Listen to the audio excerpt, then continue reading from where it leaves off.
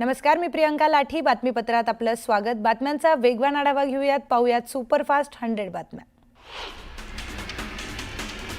DMER सरळ सेवा भरतीतील 80 ते 20 लिंग आधारित भरती नियम रद्द करावा या मागणीसाठी परभणीमध्ये मेल नर्सेस संघटना आक्रमक झाल्यात. जिल्हा प्रशासनाला निवेदन दिलंय तर अटक मान्य न केल्यास राज्यात तीव्र आंदोलन करण्याचा इशाराही दिलाय.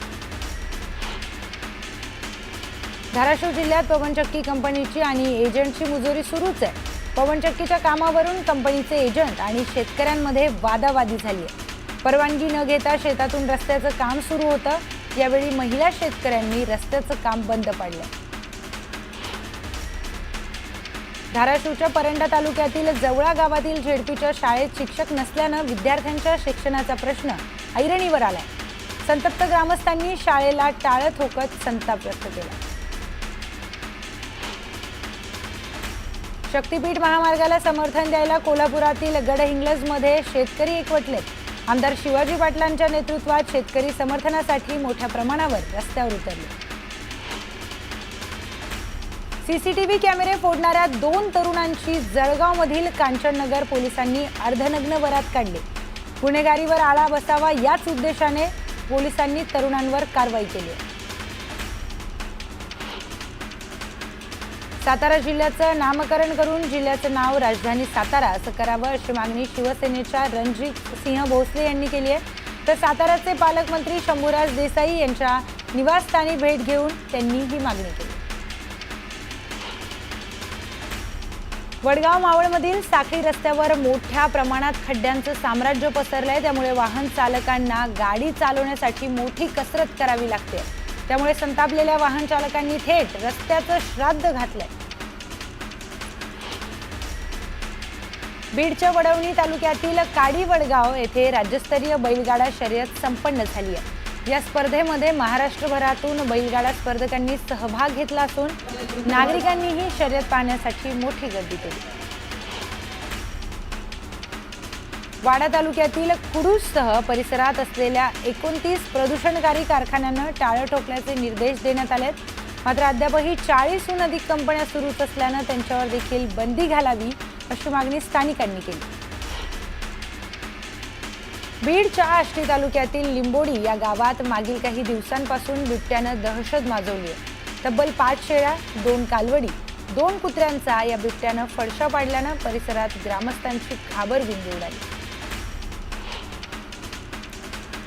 12 किल्ल्यांना जोडणारी ज्योतिर्लिंग यात्रेप्रमाणे शिवतीर्थ यात्रा राज्यमार्ग परिवहन महामंडळाद्वारे सुरू करण्यात यावी आणि या यात्रेचा शुभारंभ किल्ले शिवनेरीवरून सांस्कृतिक आणि परिवहन मंत्र्यांच्या हस्ते करावा अशी मागणी सह्याद्री गिरिभ्रमण संस्थेने मुख्यमंत्री देवेंद्र फडणवीस यांच्याकडे पत्राद्वारे केली.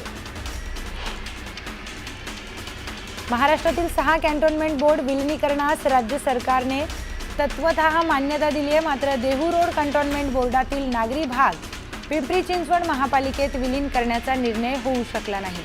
संरक्षण मंत्र्यांना भेटून देहू रोड बोर्डाचा प्रश्न सोडवू असं आश्वासन आमदार सुनील शेळकेंनी दिलं.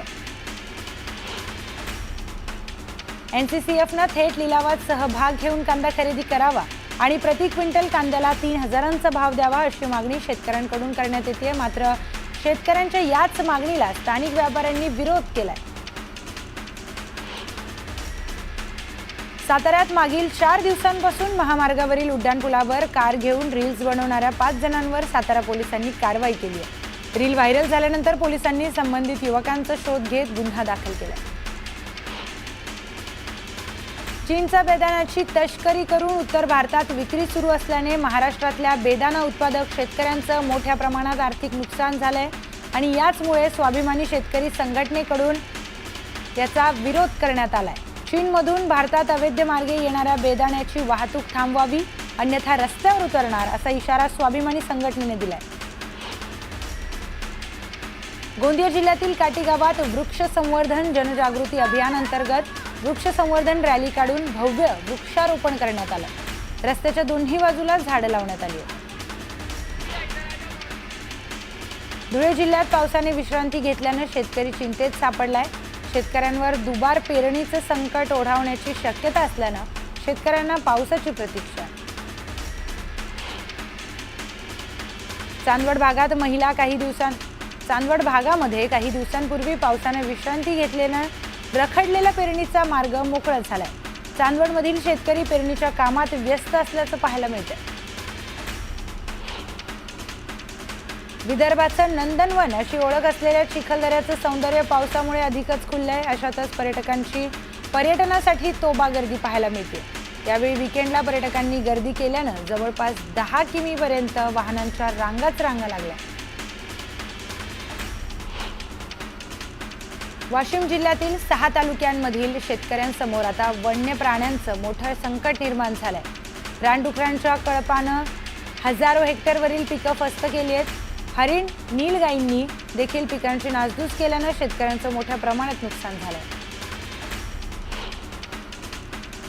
पुण्याच्या सावित्रीबाई फुले पुणे विद्यापीठामध्ये विद्यार्थ्यांनी आंदोलन केलंय. निकालामध्ये घोळ असल्याचा आरोप विद्यार्थ्यांनी केलाय. दरम्यान पुन्हा परीक्षा घेण्याची मागणी करत कॅरी ऑनची ही मागणी विद्यार्थ्यांनी केली. अमरावती विद्यापीठात कॅरी ऑन लागू होऊ शकतं, मग पुणे विद्यापीठात का नाही, असा सवाल पुणे विद्यापीठातील आंदोलक विद्यार्थ्यांनी विचारलाय.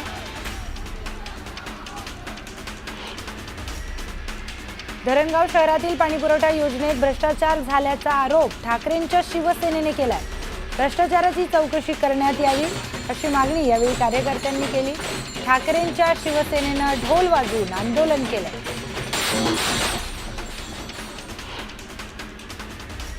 रत्नागिरीच्या लोटेमधील कोका कोला कंपनी विरोधात ग्रामस्थांनी तीव्र आंदोलन केलंय. स्थानिकांना नोकरीमध्ये प्राधान्य देण्याची मागणी यावेळी ग्रामस्थांनी केली. यावेळी मोठ्या संख्येने ग्रामस्थांनी आंदोलनात सहभाग घेतला. जळगाव जिल्ह्यातील धरणगाव येथे शिवसेना उभाठा पक्षाच्या वतीनं गोपीचंद पडळकर व संजय गायकवाड यांचा निषेध व्यक्त करण्यात आला. खासदार संजय राऊतांबाबत केलेल्या वक्तव्याचा निषेधार्थ शिवसैनिक आक्रमक झालेत. धाराशिवमध्ये प्रवीण गायकवाडांवरील हल्ल्याच्या निषेधार्थ मराठा तरुणांनी जिल्हाधिकारी कार्यालयासमोर आंदोलन केलंय. वाद झाल्यानंतर जिल्हाधिकाऱ्यांनी मराठा तरुणांचं निवेदन स्वीकारलं. सोलापूरच्या अक्कलकोटमध्ये प्रवीण गायकवाडांवरील शाईफेकीचा ठाकरेंच्या शिवसेनेने निषेध केलाय. दरम्यान दीपक काटेंवर तातडीने कारवाई करण्याची मागणी करण्यात आली. कारवाई न केल्यास तीव्र आंदोलन करण्याचा इशाराही देण्यात आला. प्रवीण गायकवाड यांच्यावरील शाही हल्ल्याविरोधात धाराशिवमधील मराठा क्रांती मोर्चासह सकल मराठा समाज आणि काँग्रेसही आक्रमक झाल्यात. धाराशिवमध्ये मूक मोर्चा घेऊन आलेले कार्यकर्ते जिल्हाधिकाऱ्यांच्या दालनात घुसून गोंधळ घातलाय. जिल्हाधिकाऱ्यांसमोर ठिय्या आंदोलन देखील करण्यात आलं. सोलापुरातही मराठा क्रांती मोर्चासह सकल मराठा समाज आक्रमक झालाय. सोलापूरच्या ग्रामीण पोलीस अधीक्षकांना निवेदन देत दीपक काटेवर कडक कारवाई करावी अशी मागणी करण्यात आली. कारवाई न झाल्यास अक्कलकोट बंदचा इशाराही पदाधिकाऱ्यांनी दिला. प्रवीण गायकवाडांवर हल्ला झाल्यानंतर पुण्यात मराठा सेवा संघ आणि संभाजी ब्रिगेडची बैठक पार पडली. बैठकीत प्रवीण गायकवाडांवरील हल्ल्याचा निषेध व्यक्त करण्यात आला. सुरुवात तुम्ही केली, शेवट आम्ही करू असा इशारा संभाजी ब्रिगेडने दिला. प्रवीण गायकवाड यांच्यावर शाई फेकल्याच्या विरोधात अक्कलकोटमध्ये वंचित बहुजन आघाडी रस्त्यावर उतरली. दीपक काटेसह त्याच्या अन्य साथीदारांवर कठोरातील कठोर गुन्हे दाखल करावे अशी आक्रमक भूमिका आंदोलनकर्त्यांची पाहायला मिळते. संभाजी ब्रिगेडचे प्रदेशाध्यक्ष प्रवीण गायकवाड यांच्यावरील हल्ल्याचा दौंडमधील संघटनांकडून निषेध व्यक्त करण्यात आलाय. दीपक पोटे विरोधात घोषणाबाजी करत आरोपींवर तातडीने कारवाई करण्याची मागणी करण्यात आली.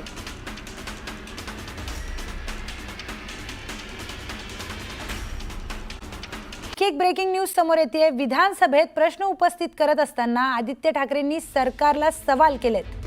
चड्डी बनियान गँगवर सरकार कारवाई का करत नाही असा सवाल आदित्य ठाकरेंनी उपस्थित केलाय. त्यावरून शिवसेनेचे आमदार निलेश राणे यांनी आदित्य ठाकरेंना झापलं. हिम्मत असेल तर नेमकं ते कोणाबद्दल बोलत आहेत हे आदित्य ठाकरेंनी स्पष्ट करावं असं निलेश राणेंनी म्हटलंय. यावर शिवसेना उभाठा गटाकडून कोणतंही उत्तर अजून देण्यात आलं नाही. माझी सहानुभूती मुख्यमंत्री महोदयांबरोबर आहे. त्यांचं युती धर्म त्यांना पाळणं गरजेचं आहे. त्यांचं मी पहिलंच सांगितलं होतं की अभिनंदन करायचं ते ह्या गोष्टीसाठी करायचं की ज्या लोकांसोबत ते बसलेत, जे बाकीच्या गटांमध्ये आहेत, चड्डी बनियन गँग, ते काय करतात? त्याच्यात एक गोष्टी आहे, ते एक गोष्ट आहे त्याच्यात काही केलं त्या चड्डी बनियन गँगनी, कुठे जाऊन बुक्का मारतात, कुठे जाऊन काही करतात, तर काय करतात ते मग येऊन, कारण त्यांच्यावर कारवाई तर होत नाही, ते काय बोलतात? मुख्यमंत्री महोदयाने येऊन सांगतात की पहली गल है की सारी गलती मेरी नहीं. काय बोलतात ते? की पहली गल है की सारी गलती मेरी नहीं, चल जी है भी तो क्या मैं तेरी नहीं. आणि मग मुख्यमंत्री कारवाई करू शकत नाहीत. तर मी मुख्यमंत्र्यांचं कौतुक ह्याच्यासाठी करतो की त्यांनी खूप सहनशीलता दाखवलेली आहे.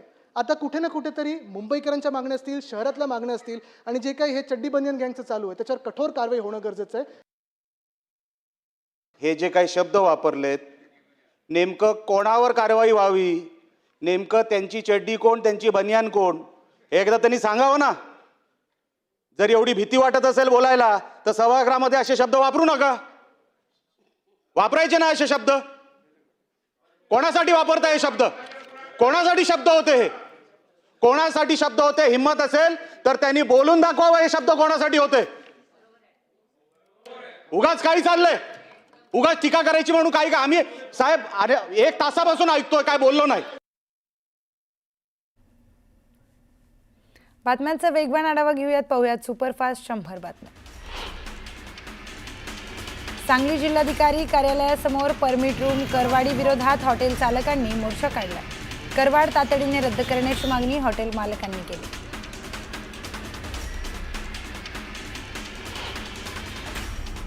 वाशिममध्ये वॅटसह इतर करवाढी विरोधात परमिट रूम धारकांनी 1 दिवसीय धरणे आंदोलन केले. तातडीने करवाढ रद्द करण्याची मागणी करण्यात आली आहे. करवाढ रद्द न केल्यास तीव्र आंदोलन करण्याचा इशारा देण्यात आला. सरकारने वाढवलेल्या वॅट विरोधात चंद्रपुरातही बार मालकांनी निषेध मोर्चा काढला. चंद्रपूर शहरातील गोल बाजार ते जिल्हाधिकारी कार्यालयापर्यंत मोर्चा काढण्यात आला. राज्य शासनानं बियर बार मालकांना झटका दिल्यानं बार मालक आता आक्रमक झाले. बुलढाण्यातही बार मालकांनी स्वतःची दुकानं बंद ठेवत शासनाचा निषेध केलाय. शासनानं लावलेल्या वाढीव वॅट रद्द करावा, अन्यथा परवाने शासनाला जमा करू असा इशारा आंदोलनकर्त्यांनी दिला.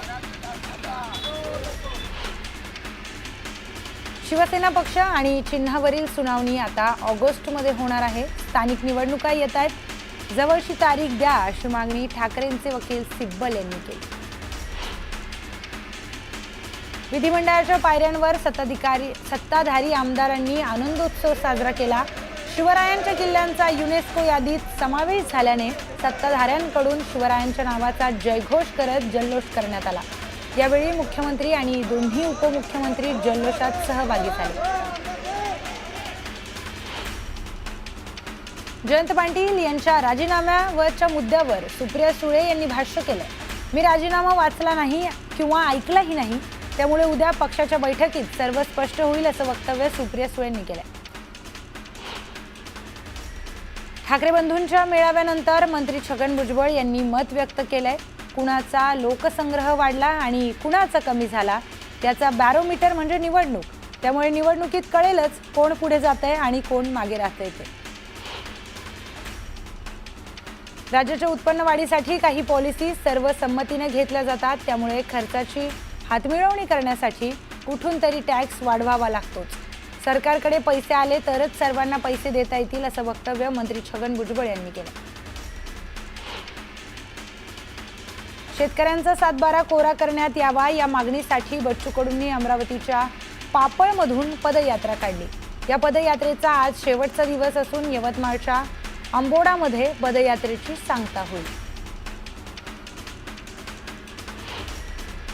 मुंबई विमानतळावर आकाशा एअरलाइन्सच्या विमानाचा अपघात झाल्याची माहिती समोर आली आहे. एका स्थानिक मालवाहू वाहन विमानाला धडकल्याची माहिती समोर आली आहे. विमान उभे असताना विमानाच्या पंखाला एका स्थानिक मालवाहू वाहन धडकलं. या प्रकरणाची सखोल चौकशी सुरू आहे. विमानाचीही तपासणी केली जाते. या संदर्भातील अधिक माहिती जाणून घेऊयात आपले प्रतिनिधी विवेक गुप्ता यांच्याकडून. विवेकजी, मुंबई विमानतळावर आकाशा एअरलाइन्सच्या विमानाचा अपघात झाल्याची माहिती समोर आली आहे, काय अधिकचा तपशील? देखिए, आपको बताना चाहेंगे कि आकाशा एयरलाइंस का जो एयरक्राफ्ट था वो पार्किंग वे में खड़ा था। तभी वहाँ पे जो लोकल कार्गो की जो गाड़ियाँ चलती हैं, वो लोकल गाड़ियों में से एक गाड़ी जो है वो आकाशा एयरलाइंस के एयरक्राफ्ट के पंखे से टकराई है। जो एयरक्राफ्ट है पंखा वो थोड़ा सा डैमेज जरूर हुआ है और इसी के बाद जो आकाशा एयरलाइंस के जितने भी अधिकारी हैं, जो मेंटेनेंस टीम है, वो पूरे एयरक्राफ्ट को चेक कर रही है कि इसमें कोई बड़ा डैमेज हुआ है कि नहीं हुआ है। लेकिन जो एयरक्राफ्ट खड़ा था उसके पंखे से ये कार्गो जो वैन है वो टकराई है, पंखा डैमेज हुआ है, जिसकी जो मेंटेनेंस टीम है वो वहाँ पे पहुंची हुई है और अब इस बात की जांच की जा रही है, क्योंकि जो पार्किंग वे होता है, पार्किंग वे के आसपास जो गाड़ियां होती हैं वो एयरक्राफ्ट के नजदीक से नहीं जा सकती हैं। तो वो लोडर वहाँ पे कैसे पहुंचा, किस तरीके से टकराई है, इसकी भी जांच की जा रही है। तर धन्यवाद विवेकजी आपण दिलेल्या सविस्तर माहितीसाठी। तर या सगळ्या संदर्भातले अपडेट्स आपण घेणार आहोत। तुर्तास एक छोटासा ब्रेक। पाहत रहा न्यूज 18 लोकमत।